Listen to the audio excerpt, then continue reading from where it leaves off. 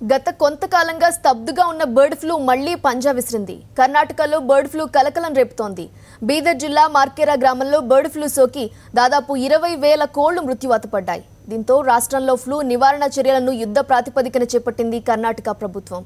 అలాగే వ్యాధి సోకిన మరో 1,50,000 కోళ్లను చంపటానికి ప్రభుత్వం ఆదేశాలు జారీ చేయడంతో ప్రత్యేక బృందాలు గోతులు తవ్వి పూడ్చిపెట్టాయి. హై అలర్ట్ ప్రకటించడంతో రాష్ట్రంలోని వివిధ జూ సిబ్బంది జంతువులకు కోళ్లను ఆహారంగా వేయటాన్ని నిలిపివేశారు.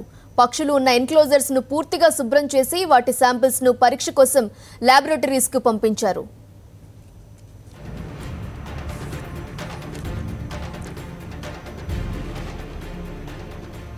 బర్డ్ ఫ్లూకు సంబంధించి మరింత సమాచారం మా కరెస్పాండెంట్ రాజ్ కుమార్ అందిస్తారు. రాజ్ కుమార్, చెప్పండి, కర్ణాటకలో బర్డ్ ఫ్లూ విజృంభిస్తున్నట్లు కనిపిస్తోంది. 20,000 కోళ్లు చనిపోయిన పరిస్థితి. కర్ణాటకనే కాకుండా వేరే ప్రాంతాల్లో కూడా ఫ్లూ ఛాయలు ఏమైనా గుర్తించారా? వివరాలేంటి? మరోసారి అంటే 2006లో ఫిబ్రవరిలో మొదటిసారిగా ఇండియాలో ఈ ఇన్ఫ్లుయెంజా వైరస్ ని గుర్తించడం జరిగింది. H5N1 అనేటువంటి వైరస్ ద్వారా ఈ కోళ్లకి వ్యాపిస్తుంది. సో ఈ వైరస్ ను మరోసారి పంజా విసిరింది. కర్ణాటకలో దాదాపుగా 1,50,000 వరకు కోళ్లను చంపాలని చెప్పేసి అక్కడ ప్రభుత్వం ఆదేశించేంత స్థాయికి వెళ్ళింది. సో ఒక్కసారి అనూహ్యంగా వాతావరణంలో వచ్చినటువంటి మార్పులు, విపరీతమైన ఎండలు, ఇంకొక వైపు వర్షాలు పడుతుండడం, వాతావరణంలో వచ్చినటువంటి ప్రతికూలమైనటువంటి మార్పులు ఈ ఇన్ఫ్లుయెంజా వైరస్ కు కారణమయ్యాయి. దీంతో కోళ్లు అటు వాటర్ సరిగా దొరకక, తర్వాత ఇటు వాతావరణంలో వచ్చినటువంటి మార్పులతోటి చాలా వరకు కోళ్లలో ఇన్ఫ్లుయెంజా వైరస్ సోకినట్టుగా తెలుస్తోంది. సో ఈ ఇన్ఫ్లుయెంజా వైరస్ ఏంటంటే 24 గంటల్లోనే దాదాపుగా ఒక ట్రెమండస్ గా స్ప్రెడ్ అయ్యి మిగతా కోళ్లకు వ్యాపించేటువంటి అవకాశం ఉంది. కాబట్టి కర్ణాటకలో పూర్తి స్థాయిలో అలర్ట్ ఇవ్వడం జరిగింది. ఈ H5N1 వైరస్ అనేది విపరీతంగా స్ప్రెడ్ కావడంతో ఇంతకుముందు చూసాం, 2006లో, తర్వాత 2009లో చూసాం. దేశవ్యాప్తంగా చాలా వరకు లక్షలాది కోళ్లు మృత్యువాత పడినటువంటి పరిస్థితి కనబడుతోంది. సో అదేవిధంగా ఈ 2 తెలుగు రాష్ట్రాల్లో కూడా అలర్ట్ ప్రకటించాల్సినటువంటి సమయం ఆసన్నమైంది. ఒకవైపు సమ్మర్ కావడంతో చికెన్ ధరలు కూడా విపరీతంగా పెరిగిపోయినటువంటి పరిస్థితుల్లో నిజంగా పౌల్ట్రీ ఇండస్ట్రీ మీద ఇంపాక్ట్ చూపుతుంది. అదేవిధంగా చికెన్ తినాలనుకున్న వాళ్ళకు కూడా కొంత అలర్ట్ గా ఉండాల్సినటువంటి పరిస్థితి వచ్చింది. ఇది మనుషులకు కూడా, అంటే కోళ్ల ద్వారా మనుషులకు కూడా పాకేటువంటి అవకాశం ఉందని ఇంతకుముందే డాక్టర్లు కూడా అలర్ట్ చేయడం జరిగింది. అంటే పూర్తి స్థాయిలో దేశవ్యాప్తంగా స్ప్రెడ్ అయిన తర్వాత టామీఫ్లూ అనేటువంటి వ్యాక్సిన్ తో దీన్ని ప్రొటెక్షన్ చేసే విధంగా ప్రభుత్వం చర్యలు తీసుకున్నా కూడా అది మళ్ళీ విజృంభించిందని చెప్పుకోవచ్చు. ఇటు మన తెలుగు రాష్ట్రాల్లో చూసుకున్నట్లయితే పూర్తి స్థాయిలో చికెన్ కు సంబంధించినటువంటి వాటి మీద రైతులు ఎక్కువగా ఆధారపడి ఉన్నటువంటి పరిస్థితి కనబడుతుంది. సో ఇట్లాంటి పౌల్ట్రీ ఫామ్లన్నీ కూడా మరోసారి అలర్ట్ కావాల్సినటువంటి పరిస్థితి ఆసన్నమైంది. ఇంకోవైపు ప్రభుత్వం కూడా ఈ టామీఫ్లూకి సంబంధించినటువంటి నిర్ణయం, దానికి సంబంధించిన టామీఫ్లూ వ్యాక్సిన్స్ సరఫరా చేయాల్సినటువంటి అవసరం మరోసారి వచ్చేటువంటి అవకాశం ఉంది. ఒక్కవైపు చూసినట్లయితే చికెన్ ధరలు దాదాపుగా 200-220 రూపాయల వరకు కేజీ పెరిగినటువంటి పరిస్థితి ఉంది. ఈ పరిస్థితుల్లో కనుక ఈ వైరస్ కనుక మళ్ళా తెలుగు రాష్ట్రాల్లో కనుక వ్యాప్తి చెందినట్లయితే పౌల్ట్రీ ఇండస్ట్రీ ఘోరంగా దెబ్బతినేటువంటి అవకాశం కనబడుతోంది. సో ప్రధానంగా మనం చూసినట్లయితే 2006లో మహారాష్ట్రలోని నవాపూర్లో మొదటగా ఇది స్ప్రెడ్ అయింది. ఆ తర్వాత దీని దేశవ్యాప్తంగా సోకినటువంటి పరిస్థితి కనబడుతుంది. ఇప్పుడు చూసినట్లయితే మన పక్కన ఉన్నటువంటి కర్ణాటక రాష్ట్రంలో ఇది స్ప్రెడ్ అయినటువంటి పరిస్థితి ఉంది. ఇది కనుక స్ప్రెడ్ కనుక ఇట్లాగే కంటిన్యూ అయితే అటు ఏపీ వైపుకు, తర్వాత ఇటు తెలంగాణ వైపు కూడా వ్యాప్తి చెందేటువంటి అవకాశం పూర్తిగా కనబడుతోంది. నీలిమ, రాజ్ కుమార్, చూస్తే 2006 నుంచి కూడా ఈ విధంగా విజృంభిస్తోంది. ఒకదాని నుంచి మరో కోడికి ఈజీగా స్ప్రెడ్ అవుతోంది. 20,000 కోళ్ళ నుంచి 1,50,000 కోళ్ళ వరకు వెళ్ళింది. ఇలా ఫ్లూ సోకిన కోళ్ళకి సంబంధించి వాటికి చికిత్స అందించేందుకు మందులు అందుబాటులో ఉన్నాయా, లేదా పరిశోధనలు సాగుతున్నాయా, ఏంటి?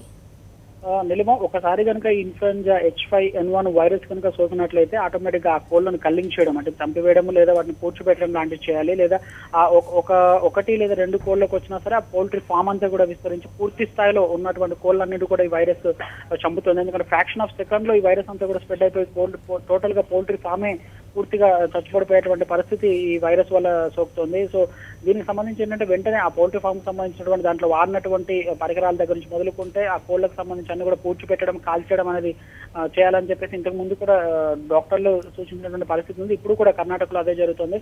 దాదాపుగా 20,000 కోళ్లు ఈ వైరస్ సోకి మృత్యువాత పడితే దాని ఇంపాక్ట్ అనేది దాదాపుగా 1,50,000 కోళ్ల మీద ఇంపాక్ట్ అనేది చూపింది. సో సైమల్టైనస్ గా మిగతా ఫామ్ లో కూడా స్ప్రెడ్ అయ్యేటువంటి అవకాశం ఉంది. కాబట్టి మిగతా ఫామ్లలో కూడా అలర్ట్ చేయడం జరిగింది.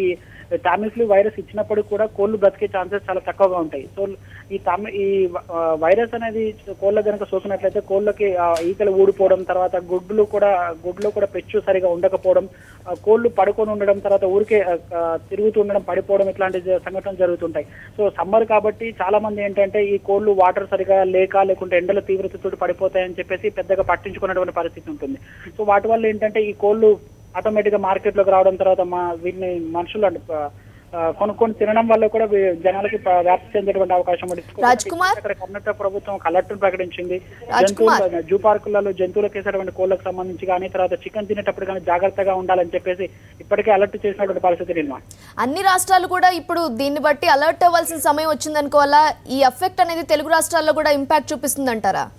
ఖచ్చితంగా నిర్మా, ఎందుకంటే కర్ణాటక మనకు ఇటు ఆంధ్రప్రదేశ్ కి తెలంగాణకి పక్కనే ఉండేటువంటి రాష్ట్రంతో ఇది స్ప్రెడ్ అవడానికి గాలి కూడా కొంత కారణమవుతుంది. సో కాబట్టి ఇప్పుడున్నటువంటి ప్రతికూల వాతావరణ పరిస్థితులు మనం చూస్తున్నాం.